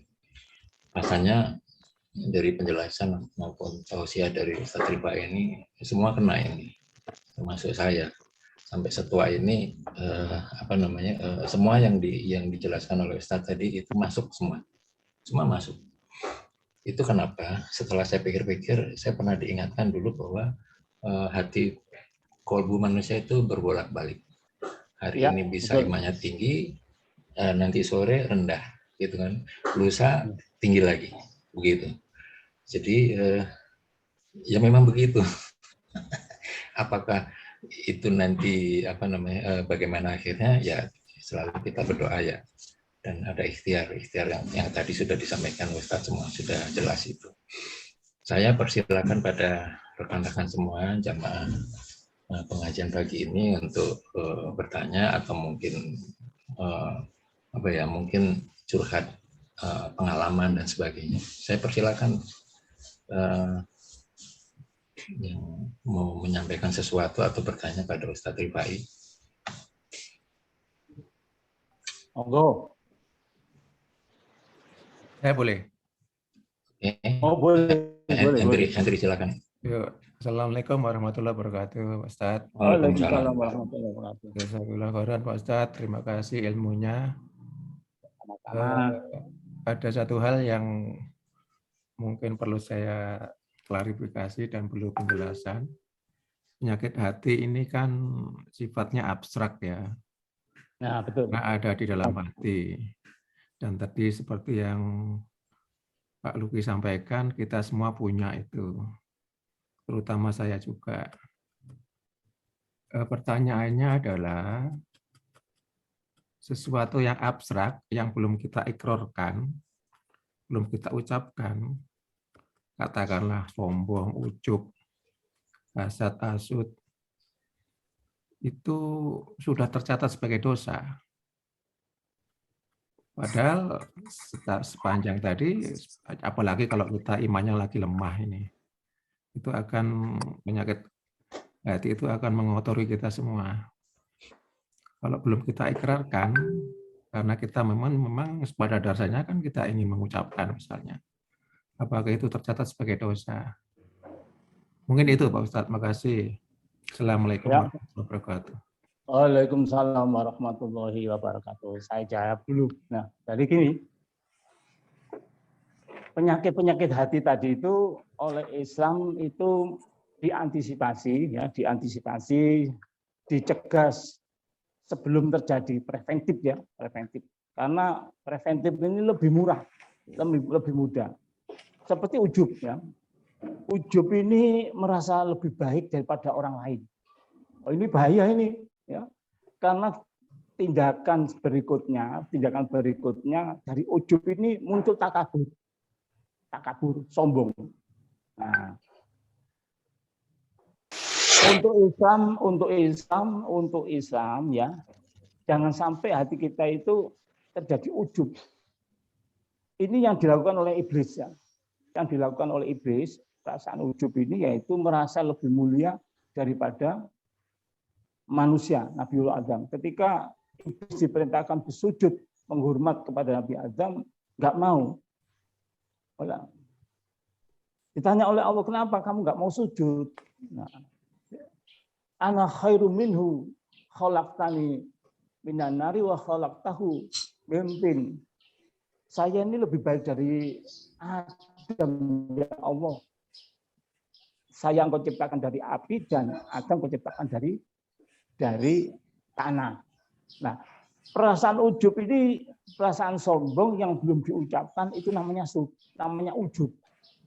Nah, ketika diucapkan, wah, saya ini lebih baik dari itu, jadi namanya takabur. Nah, penyakit-penyakit hati seperti ini bahaya ya, bahaya. Itu sudah termasuk dosa. Sudah termasuk dosa. Sehingga dalam satu hadis Rasulullah bersabda, la yadkhulul jannata. Ini kalau dalam bahasa Arab, la yadkhulul jannata. Rasulullah mengatakan lan. Lan ini yaitu harfu nasbin, huruf yang menasabkan fi'il mudhari', fi'il yang tadi la yadkhulul jannata, la yadkhulul jannah. Sekali-kali tidak bisa masuk surga. Maka nafi qalbihi misqala dzarrati minal kibrin.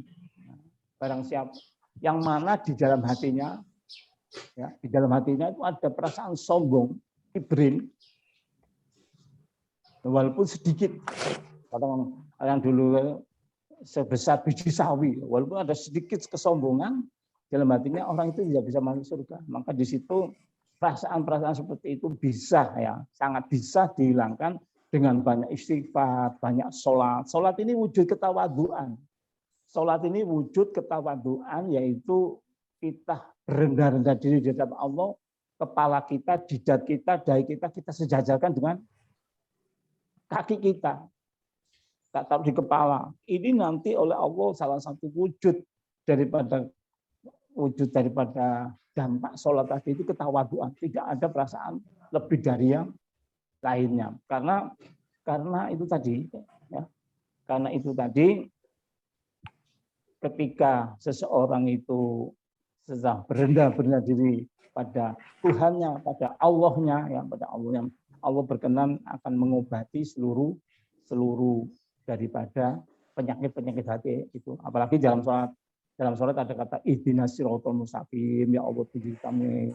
Waktu kita membaca Rabbik firli, iftiros Rabbik firli warhamni wajibuni warfa'ni, ada 8 permintaan, itu semuanya adalah wujud permintaan adalah ahli surga semua. Orang seperti diampuni Allah, disayangi oleh Allah, wajibuni dicukupi Allah, warfa'ni diangkat derajatnya oleh Allah. Nah, wahdini ya diberi petunjuk oleh Allah, terus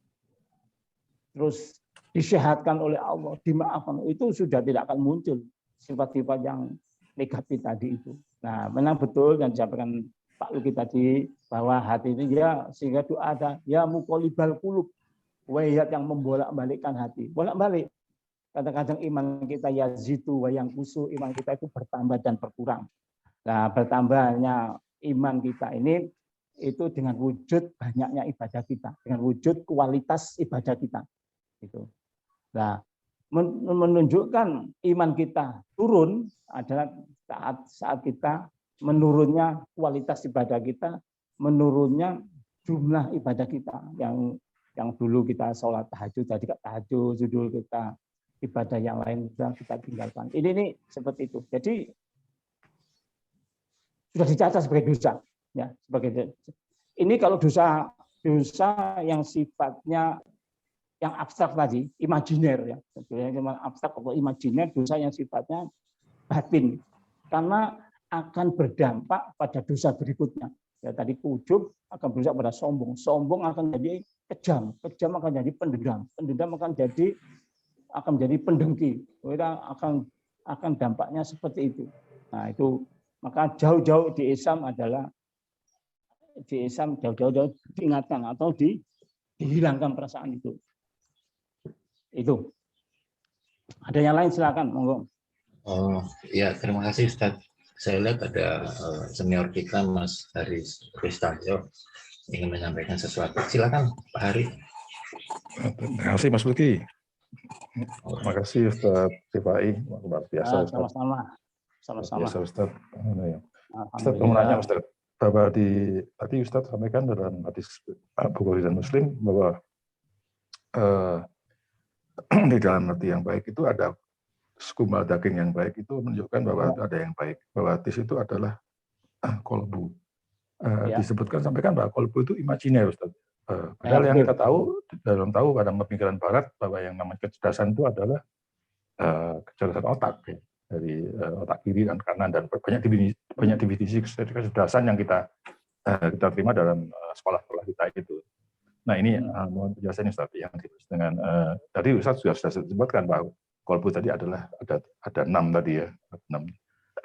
Jadi maksud saya gini Pak, yang saya apakah bagaimana kolbu itu dalam fungsinya mengendalikan otak gitu ya, atau ya, otak yang mengendalikan kolbu atau kolbu yang mengendalikan otak. Ya. Terus pertanyaan kedua ini Ustaz, tadi Ustaz katakan juga bahwa orang yang kafir itu orang yang sudah tidak bisa kasih susah diberi peringatan pun tidak akan mau gitu ya. Nah saya punya teman Ustaz, yang 2 orang teman itu mualaf. Ada yang satu mualafnya karena pernikahan, ada satu lagi mualafnya karena kesadaran. Namun tidak sholat, tidak melakukan ibadah sama sekali gitu ya. Saya coba susah gitu.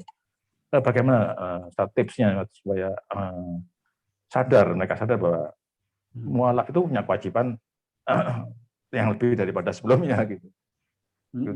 Terima kasih Ustaz. Ya, terima kasih. Langsung saya jawab ya Pak Luki ya. Langsung saya jawab.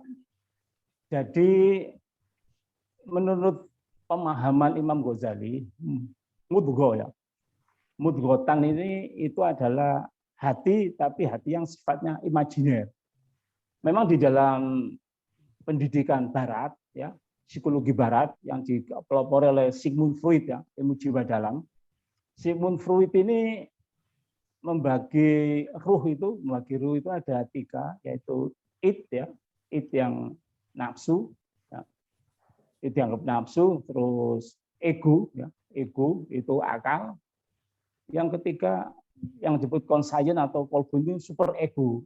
Nah, ini tidak bisa membahas sampai tuntas. Ya. Hanya Sigmund Freud hanya gejala-gejalanya aja, gejala yang tampak pada kehidupan manusia. Sehingga kita akan mempelajari ilmu jiwa dalam miliknya Sigmund Freud ini tidak tuntas karena banyak missing ya, missing link, rantai-rantai yang terputus.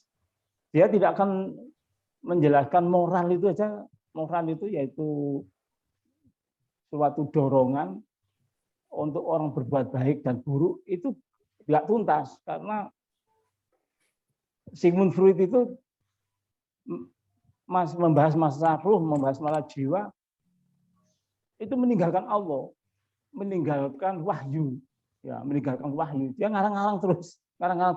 Padahal kita untuk mengetahui hati, kolbun, roh, dan ini semua kita harus berdasarkan Al-Quran dan hadis. Nah, Al-Quran hadis. Dari Al-Quran hadis ini itu kita baru bisa menyatakan bahwa kesimpulan akhir itu insya Allah betul. Ya Allah, insya Allah betul. Ulama-ulama itu sehingga melampaui daripada pendapat-pendapat para profesor di dalam dunia spiritual atau jalan ilmu jiwa ini. Itu. Jadi segumpal daging yang di sini adalah itu yang sifatnya imajiner, bukan liver yang ada diobati, itu yang sifatnya jasadi, sifatnya jismi, sifatnya yaitu sifatnya kejasatan yang bisa ditangkap oleh panca indera, tapi ini sifatnya yang bisa dirasa. Ini masalah mudghah, ya, mudghah, segumpal darah ini, segumpal daging ini. Ini yang akan membimbing akal, membimbing jasad tubuh kita, nah, membimbing nafsu kita. Nah, kesalahan besar daripada generasi-generasi yang saat ini banyak melakukan kemaksiatan, itu tidak membimbing kolbunnya, hatinya ini dengan pendidikan yang Islami. Pendidikan Islami adalah pendidikan yang sifatnya dibenarkan oleh Al-Quran dan dibenarkan oleh hadis. Nah, sifat pendidikan Islam itu adalah mengembangkan akal dan mengembangkan kolbun. Yang nanti tujuan akhir daripada pendidikan Islam itu mengendalikan nafsu kita. Maka di situ kita akan kenal nafsu awal amaro, nafsu lawama, nafsu mutmainah. Nafsu mutmainah, nafsu yang tenang, itu sudah dikuasai, didominasi oleh kolbun dan akal. Akal yang selalu endingnya adalah keadilan, kebenaran, keseimbangan. Sedangkan kolbun itu adalah endingnya adalah itu mengendaki semuanya bertata, ya, bertata, berkonsep daripada Allah Subhanahu wa taala, Al-Qur'an dan hadis. Ini yang kolbun ini adalah orang mengatakan hati nurani. Ada yang mengatakan itu suara malaikat. Nah, kolbun inilah yang bisa menerima pemahaman, bisa menerima kebenaran, bisa menerima hidayah, bisa menerima ilham-ilham yang sifatnya baik. Nah, dengan terbiasanya hati kita biasakan untuk husnudon, baik sangka kepada Allah, baik sangka kepada manusia, jujur, tidak tamak, tidak rakus, ya, qanaah, nerimo ing pandum. Ini hati kita akan nanti jadi awas, ya, jadi awas yang disebut dalam tasawuf menjadi kasab. Jadi mengetahui hal-hal yang sifatnya spiritual yang tidak tampak oleh panca indera tetapi tampak oleh basiro. Nah, basiro itu mata hati. Basiro itu mata hati yang bisa menerobos kejadian-kejadian yang tidak hanya tampak oleh mata, tapi kejadian-kejadian yang belum terjadi. Ini namanya basiro, ya. Basiro itu mata hati. Nah, basiro inilah yang bisa membedakan mana yang halal, mana yang haram. Itu letaknya di hati. Letaknya di hati. Sehingga hati kolbun ini adalah membimbing akal, dan akal nanti akan bekerjasama dengan kolbun. Kolbun nanti akan membimbing nafsu kita. Nah, setelah nafsu kita terbimbing oleh akal dan kolbun, akal yang mengendaki, yang bisa memahami, menerima hal-hal yang sifatnya informatif, informasi kolbun yang tempatnya segala kebaikan, kesadaran, menghubungkan diri kita dengan Allah. Nah, ini nanti akan memanage jasmani kita. Jasmani kita ini akan dimanage, akan selalu taat pada Allah dan Rasulullah dan seluruh ajaran-ajaran kebenaran.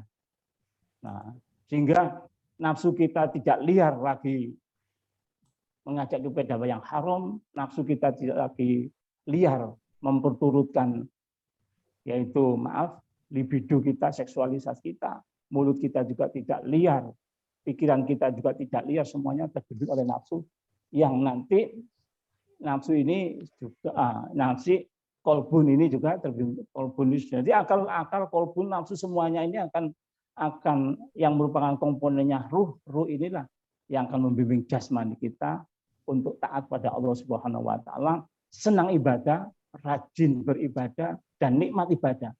Yang nanti yang tujuan akhirnya itu kita akan merasakan nikmat ibadah, sholat jadi nikmat, puasa jadi nikmat, semuanya, sedekah menjadi suatu suatu kesenangan, itu sudah hati dan akal kita sudah hidup. Nah, yang ketiga yaitu masalah orang kafir, ya, orang kafir, orang mu'alaf, ya. Selama orang mu'alaf itu saya sudah berkali-kali sampai sempat mengislamkan sekretaris keuskupan Amboina, orangnya baik. Saya katakan pada Pak Yohanes ini, Pak Yohanes, sampean ini orang yang pinter dan jujur. Orang yang pinter dan jujur.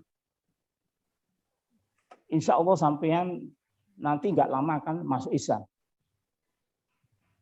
Saya ngomong gitu, asal ngomong aja. Karena memang orangnya pinter, jujur, dan ada satu sifat tadi yang tawadhu. Saya ke keuskupan Ambonya di Ambon, ya, itu dilayani, diambilkan aku. Nah, sifat pelayanannya, ketawaduannya, dan kejujuran serta kecerdasan ini nanti akan itu adalah wujud kolbunya itu hidup. Dia bisa akan membedakan mana yang halal, mana yang haram, mana yang tauhid, mana yang musyrik. Dia akan bisa membedakan. Alhamdulillah tidak berapa lama dia masuk Islam. Nah, tapi Islam yang taat, ya. Saya khawatir Pak Yohanes nanti anak-anak sampean itu kan lulusan teologi Kristen, teologi pendeta semua, anaknya 2 pendeta, terus ada yang istrinya juga. Dampak dari sampean masuk Islam itu nanti itu sampean kalau istri sampean nggak masuk Islam, itu cerai sampean.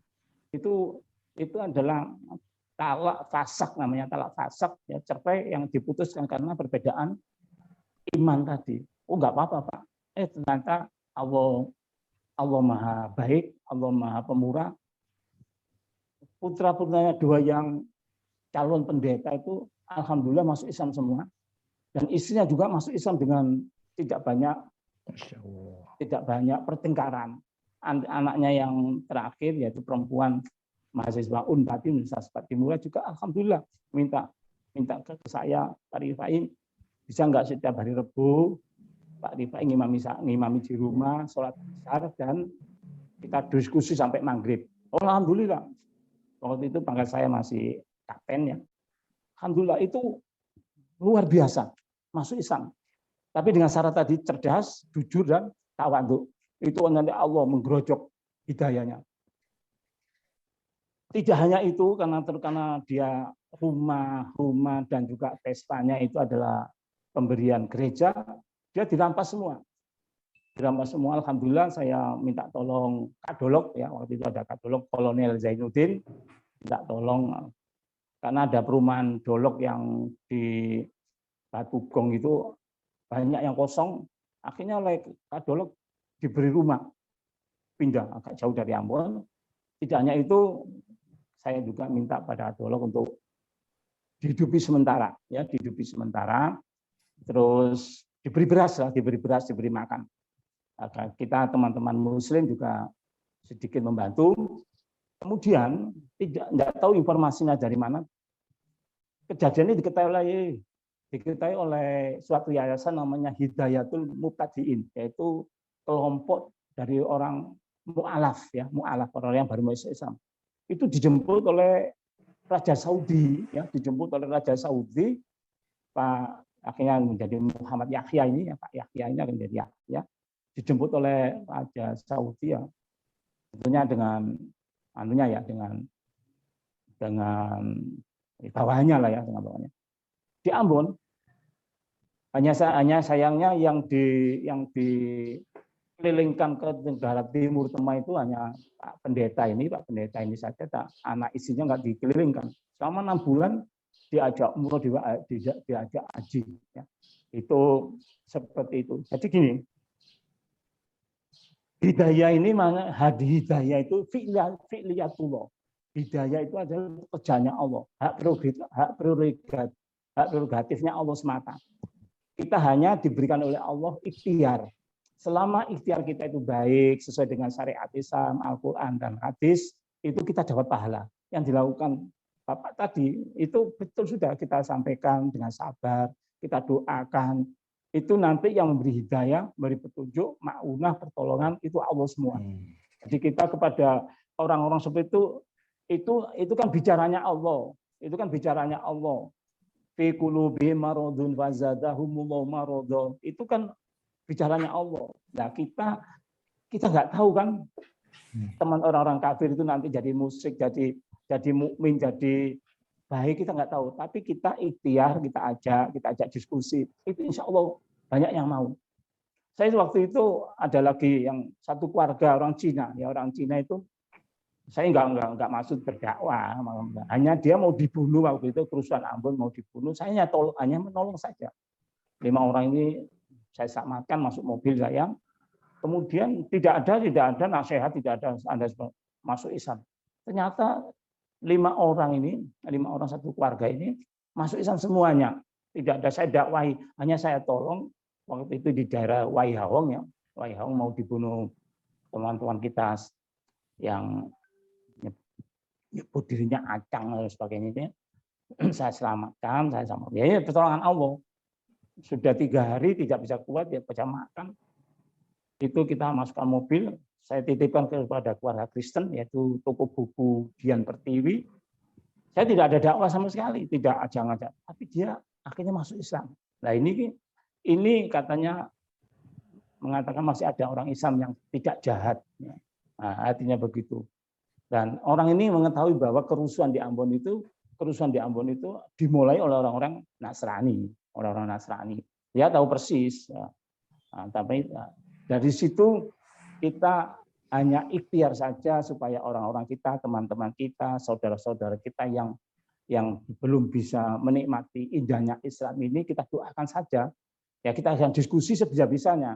Diskusi kita yang sebisa-bisanya itu kalau nanti dibantu oleh Allah akan menjadikan kata-kata, kalimat-kalimat yang menggetarkan hati mereka juga. Dan ini banyak yang terjadi seperti itu. Jadi kita tidak perlu putus asa, tidak perlu gak sabar, tidak perlu tergesa-gesa harus masuk Islam, harus begini dulu. Nanti insya Allah itu kalau yang penting dia sudah berislam dulu.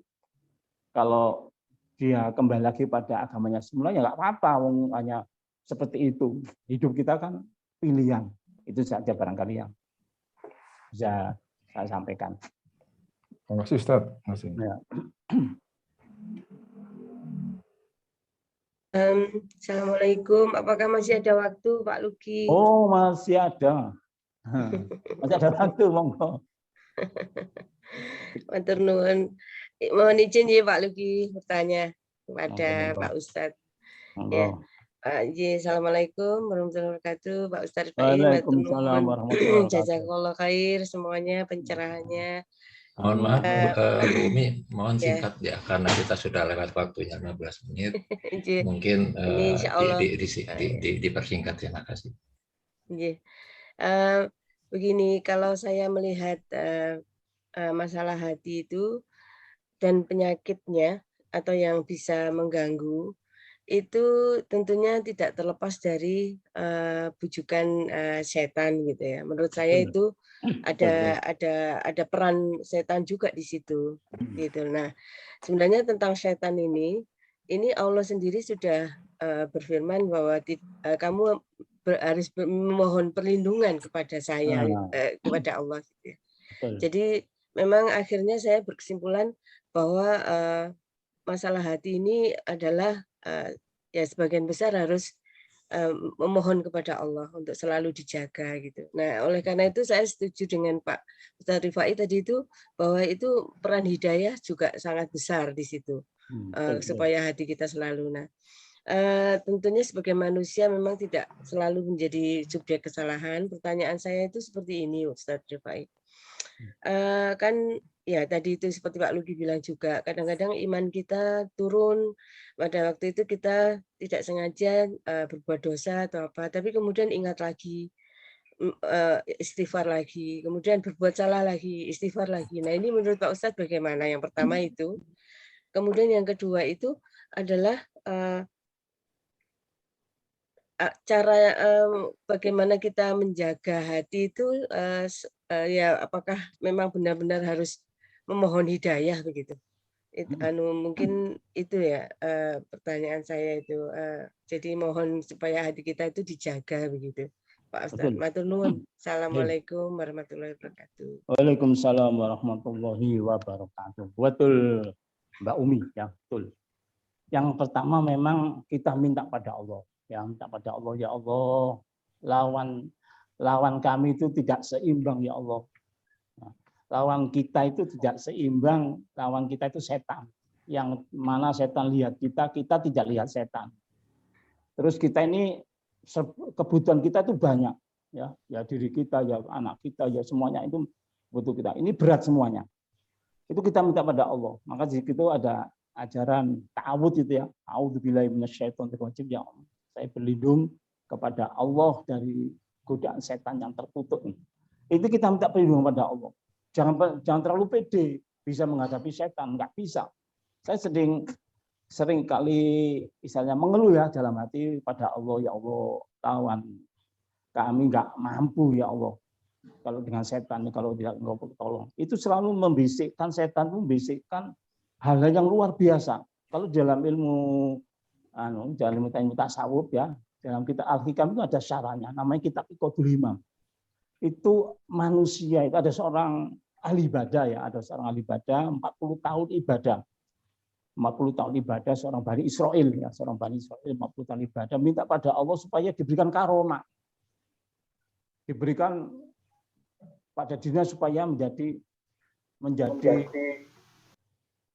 memiliki karomah sehingga mulia, ada hal yang mukjizat bisa nurunkan hujan macam-macam itu ya. Tapi oleh Allah nggak dikabulkan. Oleh Allah nggak dikabulkan. Kemudian seorang rahib atau abid, orang ahli ibadah ini yang sudah ibadah 40 tahun, meninggalkan masyarakatnya, itu berdoa Allah, ya Allah, kalau begitu tunjukkan ya Allah aib-aib saya. Nah, tunjukkan aib-aib saya supaya saya tidak terjatuh pada dosa-dosa lagi. Ternyata permintaan Allah ini, permintaan si hamba ini pada Allah itu dikabulkan, ditunjukkan bahwa ini tadi dilihatkan pada dirinya itu ada rakus, ta'ma, ujub. Tidak hanya itu, tetapi basyiro yang tadi katakan itu, mata hatinya dibuka oleh Allah sehingga dia melihat setan, melihat bagaimana setan itu mengganggu manusia. Nah, ini dalam kitab Iqodul Himam ada ya. Kemudian setiap manusia ini itu setiap manusia dikerubutin setan 600 setan. Dikerubuti manusia, dikerubuti setan 600 setan. Seperti kue yang sedang dikerubutin lalat itu. Orang sujud, orang sholat, itu setan mengganggunya luar biasa. Maka jangan heran kalau kita sholat sejak takbir itu Allah Akbar, kekuatan kita itu hanya sampai Bismillah Al-Fatihah itu bisa mengartikan sudah luar biasa. Kabiro walhamdulillah segala puji bagi Allah. Itu sampai inna sholati itu sudah luar biasa. Tapi selepas dari itu selesai Al-Fatihah kita sudah diseret oleh setan kepada hal-hal yang tidak ada jiwa kita, hati kita di sholat itu. Di pekerjaan kita, di perencanaan kita sholat itu merancang. Selesai sholat ini saya akan buat ini. Tadi saya bakar sate belum selesai dulu, nanti saya selesaikan. Itu di dalam hati kita. Memang itu kerjanya setan. Maka di situ kita mohon pada Allah supaya kita dibantu dan ditolong oleh Allah untuk menghadapi setan itu. Nah, itu yang disampaikan oleh Mbak Umi tadi itu betul. Jadi memang hak prerogatif Allah hak mutlak fi'liyatullah yang itu pekerjaan Allah itu hidayah. Hidayah, insya Allah dengan hidayah itu kita mohon pada Allah supaya kita dijauhkan, diselamatkan oleh Allah, tidak berbuat dosa, tidak berbuat maksiat. Itu kita minta pada Allah. Kita minta pada Allah, insya Allah. Nah kan satu hari ini ya itu dalam kitab Al-Hikam juga dijelaskan bahwa manusia ini sudah kita bahas. Ya. Satu hari ini kita ditakdirkan oleh Allah 4 takdir yang ditanamkan oleh Allah di nafas kita ini. Karena satuan hidup kita itu bukan bukan jam dan menit, satuan hidup kita itu di nafas kita. Di nafas kita inilah ditanamkan takdir kita, yaitu takdir maksiat, takdir ibadah, takdir kenikmatan, dan takdir ujian, cobaan. Ujian cobaan kita sabari, maksiat kita istighfari, takdir ibadah kita istiqomai, kita pertahankan supaya syukur-syukur ibadah kita besok itu lebih baik daripada ibadah kita hari ini. Itu seperti itu. Nah, takdir kenikmatan tadi kita syukuri, takdir maksiat ya, takdir maksiat kita istighfari. Nah, istiqomai semua ibadah. Itu 4 hari itu. Takdir ibadah, takdir maksiat, takdir nikmat, dan takdir ujian. Ini setiap hari seperti itu. Jadi kita tidak bisa menghindarkan yang namanya maksiat. Mesti setiap hari berdosa. Nah, itulah gunanya Allah memiliki sifat Ra'uf, penyantun, Ra'uf, As-Sabur, ya, As-Sabur, Ang-Ghafur, pengampun, As-Sabur yang sabar. Ini sifat-sifat Allah yang baik ini adalah fasilitas untuk hambanya yang melakukan dosa tadi. Jadi maksiat yang diikuti dengan taubat, ya, saya ulang lagi, maksiat, dosa yang diikuti dengan taubat itu lebih baik, lebih mulia daripada ibadah yang diikuti dengan sombongan. Yang dinilai Allah itu akhirnya ibadah, kita pernah umroh, pernah haji, kita pernah sedekah, nah macam-macam, terus sombong. Nah, sombongan ini cenderung merendahkan orang lain, cenderung menistakan orang lain. Nah, dari sombong ini muncul keangkuhan, muncul dendam, muncul marah. Orang pemarah itu di situ mesti ada kesombongan. Karena marah itu cabang daripada sifat kesombongan. Marah-marah. Maka di situ kita mohon pada Allah supaya diberikan yaitu akhlak yang mulia, diberikan iman yang istiqomah, iman yang mantap, dan juga kita mohon pada Allah dijauhkan daripada segala bentuk kemaksiatan. Nah, itu Mbak Umi. Jadi apa yang disampaikan Mbak Umi atau klausul tadi itu yang dirasakan oleh Mbak Umi itu sudah betul, ya. Jadi lawan kita setan ini terlalu berat, maka kita minta tolong pada Allah supaya setan ini tidak merusakkan iman kita. Terima kasih. Ustadz, masih ada yang bertanya? Boleh nggak? Boleh. Tadi ada yang angkat tangan, Mas Rodian ya. Mas Rodian, silakan. Izin sudah live beliau. Oh, udah izin. Oke. Saya kasih kesempatan satu lagi. Kalau nggak saya menyampaikan sesuatu ini Ustadz, atau juga bertanya bahwa tadi sehubungan dengan bolak-baliknya hati kita. Berapapun umur kita akan selalu dibolak-balikkan hati oleh Allah. Ya kan? Jadi sehingga itu meningkatkan dan menurunkan kualitas iman kita. Sementara kita sehari-hari melakukan kegiatan ibadah dan kegiatan bermasyarakat. Apakah kalau kita mau menuju keselamatan yang didambakan itu, apakah kita harus mengurangi kegiatan duniawi? Ya. Gitu. Ya. Terus kemudian kalau umpamanya hati kita bolak-balik, hari ini bagus, besok nanti sore nggak bagus, besok lusa sangat tidak bagus, terus nanti bagus lagi. Apakah kalau kita sudah bertobat itu nanti tidak bisa digolongkan, itu berulang-ulang misalkan, tidak digolongkan sebagai tobat yang tidak nasuha begitu, Ustaz? Silakan, makasih. Ya, terima kasih. Yang pertama saya balik jawab tentang aktivitas kepada kegiatan kemasyarakatan. Memang iya, jalan salah satu yang ditempuh oleh maestro sufi, Imam Ghazali, Ibnu Athaillah, Imam Sadali, ya, Imam Syekh Abdul Qadir Jailani, itu mengurangi aktivitas melibatkan kemanusiaan. Semakin yang banyak orang kita kenal, semakin banyak kita cenderung pada dosa. Bicara ini, bicara itu. Padahal yang misalnya ghibah, itu yang dilarang itu ghibah pada manusia. Pada binatang, pada ayam boleh ghibah, ya. Tapi itu tadi, kita semakin banyak pergaulan, semakin banyak aktivitas, itu akan banyak kita tertarik, terseret pada dosa tadi. Ini aktivitas itu memang seperti usaha kita, usaha kita ini ya sudah mulai banyak kita ke arah dunia spiritual kepada ibadah untuk bekal kita di akhirat nanti. Betul ya, betul. Terus yang kedua, muqallibal qulub, ya hati yang dibolak-balikkan oleh Allah. Ya, memang yang di Al-Qur'an kan dikatakan innallaha yuhibbuna minat tawwabina wa yuhibbuna minal mutatahhirin. Allah itu cinta pada orang yang tawwabina, bukan taibun. Nah, taibun itu orang yang bertobat. Tobat itu sudah tobatnya satu kali. Kalau mutawabina orang yang bertobat berkali-kali. Kita istighfar diminta Rasulullah satu hari itu 100 kali.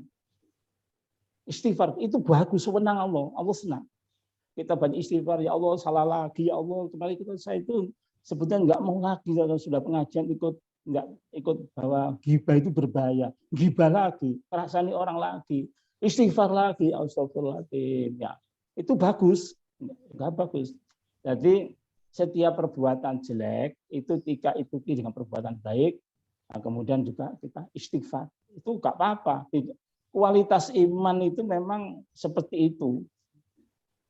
Kadang-kadang benci, kadang-kadang tak jujur, kadang-kadang tamak, kadang-kadang kita nggak puas. Itu suasana hati seperti itu. Maka disinilah fungsinya agama, fungsinya sholat itu setiap hari itu 17 kali minimal minta petunjuk dari Allah. Ihdinas siratal mustaqim, minta petunjuk. Rabbik fili wa kami, wah ini minta petunjuk. Yaitu sholat 5 waktu yang 17 rakaat itu, setiap rakaatnya ada bacaan Al-Fatihah, doa iftirash, Al-Fatihah, ihdinas siratal mustaqim, ya Allah petunjukilah kami ke jalan yang lurus. Iftirash itu tadi, Rabbi fili warhamni wajibuni warfani warzuqni. Wah ini ya Allah tunjuk. Minta satu hari itu 34 kali petunjuk. Ini memang seperti itu. Dan itu bukan suatu kehinaan, tetapi itu adalah suatu hal wajar dan disenangi oleh Allah. Nah, di situ ada tadi ayat tadi mutawabina dan mutatahhirin. Kalau mutawabina itu adalah dosa-dosa yang sifatnya yang katakan Pak Indri abstrak, dosa-dosa batin, tatobat. Mutatahhirin dosa-dosa yang sifatnya lahir, ya, mukul orang, mencuri, membunuh. Nah, jadi sifat-sifat seperti itu kita bersihkan secara lahir dan batin kita bersihkan dengan cara bertobat, istighfar pada Allah. Ini adalah hal yang wajar, yang biasa. Dan jangan malu-malu kita, ya. Allah kan menjamin, ya. Allah itu menjamin bahwa, ya, man lakiyani. Nah, ini ada hadis kursi. Hadis kursi ini terletak juga di dalam kitab Zabur. Man lakiyani wa huwa yuhibbuni adkhalatuhu jannati. Barang siapa yang menemuiku, artinya mati, ya. Ini pernah kita bahas pada waktu yang lalu. Yuhibbuni adkhalatahu jannati, maka dia akan saya masukkan surgaku. Jadi cinta kepada Allah itu adalah melakukan kegiatan-kegiatan ibadah yang tadi saya sampaikan fi awali waktiha, pada waktu awalnya, sholatnya awalnya, jangan sampai kita tunda-tunda. Wa man laqiyani wa huwa yakhufuni ajnabtuhu nari, barang siapa yang menemuiku wafat dan dia itu malu kepada diriku, malu, ya, maksud yakhufu bukan malu, ya, takut padaku, takut karena amal ibadahnya tidak seimbang, tapi harapannya ingin masuk surga, tapi dia malu, ya Allah dengan amalku itu enggak mungkin ya Allah saya masuk surgamu, tapi saya enggak puas masuk nerakamu ya Allah. Nah, oleh Allah dijawab ajnabtuhu nari, maka dia orang yang malu menemui karena amalnya kurang tapi harapannya terlalu tinggi, maka dia akan saya jauhkan dari nerakaku. Wa man laqiyanil bil mauti wa huwa yastahyi, barang siapa yang malu ketika menghadapku, misalnya artinya mati ya, bil mauti mati, anastaitu, ansaitu, hafadota dulu bahu, maka dia akan malaikat yang mencatat dosa-dosanya, malaikat rokib atib ya, rokib kebaikannya, atib kejelekannya dilupakan oleh Allah. Ansaitu hafadatu dulu bahu. Akhirnya orang itu masuk surga karena catatan jeleknya tidak ada. Jadi kita nggak apa-apa yang minta istighfar lagi, dosa lagi, istighfar lagi, ya Allah, lemah hambamu ini ya Allah. Jadi sehingga istighfar lagi, dosa lagi, istighfar lagi, itu nggak apa-apa, minta pon untuk Allah. Dan ini disukai oleh Allah, ya disukai oleh Allah. Banyak hadits qudsi yang Allah senang pada orang yang banyak istighfar, banyak bertobat pada Allah. Ya, insya Allah tidak membatalkan daripada tobat nasuka kita, tidak membatalkan. Ya, itu kan di dalam surat At-Tahrim itu ya. Ya ayyuhalladzina amanu tubu ilallahi taubatan nasuha asa rabbukum ayyukaffiru ankum sayyi'atin wa yudkhilakum jannatin tajri min tahtiha al-anhar. Akan diampuni oleh Allah dosa-dosa kita dengan tobat yang bisa, tobat yang mengingatkan kita kepada kehidupan akhirat yang akhirnya kita menjauhkan diri kita daripada neraka. Asa rabbukum, moga-moga Allah Tuhan kamu sekalian yukaffiru ankum sayyi'atikum, menghapuskan dosa-dosa kejelekan-kejelekanmu. Itu Pak Luki. Terus apa Pak? Saya tadi pertanyaan yang pertama itu agak kurang lengkap. Gini, pertanyaan saya susulan yang tadi nomor 1. Beberapa waktu yang lalu saya mendengarkan khutbah yang menyatakan bahwa ibadah kita itu sekitar 20-30% itu di dalam masjid. Selebihnya adalah di luar masjid. Artinya begini, berarti kita harus lebih banyak ibadah itu di luar masjid, bermasyarakat. Nah, kita sekarang juga berhadapan dengan yang namanya ikhtiar mencari kesehatan, mencari amal ibadah, misalkan bersedekah, terus bertegur sapa dengan tetangga, reuni, dan sebagainya. Itu bagaimana, Ustadz, sehubungan dengan pertanyaan pertama tadi? Betul. Jadi selama itu kegiatan tersebut kemasyarakatan, ya, itu di dalam Islam kan ada ibadah mahdhah dan ghairu mahdhah. Yang melibatkan manusia itu adalah ibadah yang sifatnya muamalah. Selama itu adalah dalam rangka mencari ridhonya Allah, sedekah, silaturahim, itu bagus.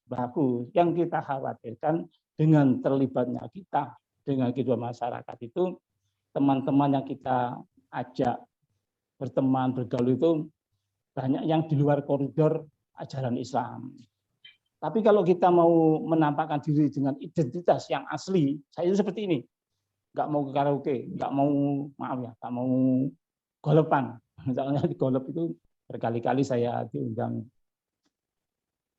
kegiatan golep itu, ada kedinya yang pakainya telanjang. Di situ ada apa itu, tukar uang itu, money changer, uang rupiah ditukar dengan dolar. Itu judi ya, di golep itu ada judi dan macam-macam.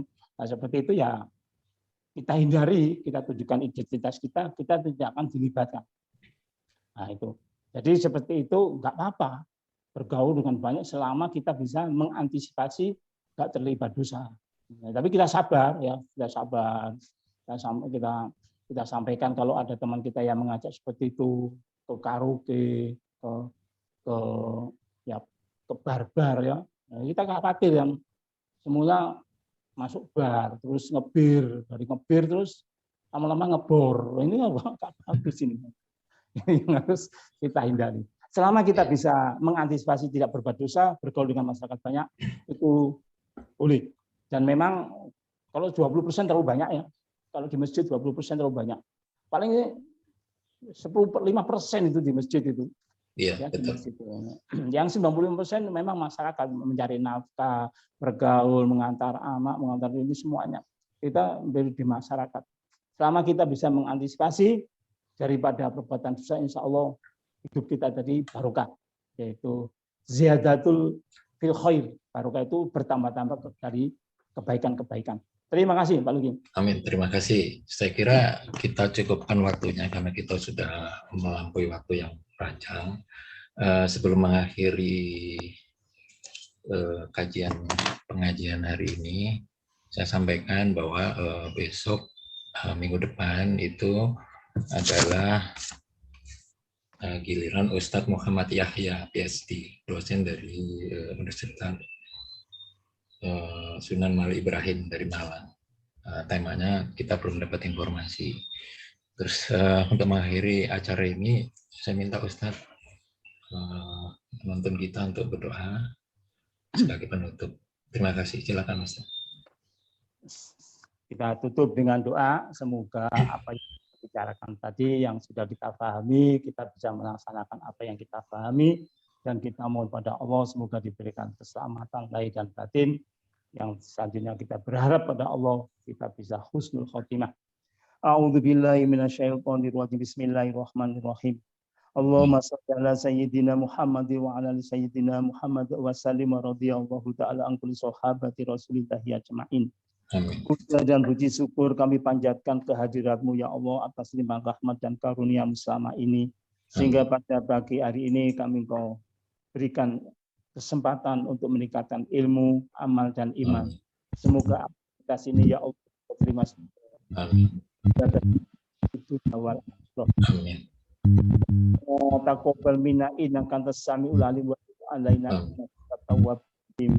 Allahumma fatana abwaabal khairat wa abwaabal maghfirah wa abwaabal rahmah. Ya Allah, ya kita akanlah pintu-pintu kebaikan, pintu-pintu surga, pintu-pintu rahmat, pintu-pintu. Allahumma inna nas'aluka ridhoka wal jannata wa na'udzubika min sakhatika wa nar. Ya Allah, ya Rahim, sesungguhnya kepada Allah surga dan kami berkah dan kami. Allah umat Sayyidina Muhammad, Allahumma slik umat Sayyidina Muhammad. Ya Muhammad, assalamualaikum warahmatullahi Rabbana lana wa liwalidina warhamhum kama rabbawna shighara. Rabbana hab lana min azwajina wa dhurriyyatina qurrata a'yunin waj'alna lil muttaqina imama. Anal ghalba wal waba wal fahsya wal munkar wa suyufamu fatawassaqa wal mihana madha abada min batina Indonesia sopan kulitani muslimina am kulitan fakir. Rabbana ya hasanat wa fil akhirati hasanat wa qina adzabannar. Adzabannar kategori ma'al abrar ajizza wa farqat arhamar rahimin. Wa sallallahu ala sayyidina Muhammadin wa sallam ajma'in. Walhamdulillahi rabbil alamin. Al-Fatihah. A'udzu billahi Bismillahirrahmanirrahim. Alhamdulillah yaumiddin. Iyyaka na'budu wa iyyaka nasta'in. Ihdinas siratal mustaqim. Shiratal ladzina an'amta 'alaihim ghairil maghdubi 'alaihim waladdallin. Amin. Terima kasih atas kebersamaannya. Semoga rahmat dan ridha Allah senantiasa tercurahkan kepada kita semua. Wassalamualaikum warahmatullahi wabarakatuh.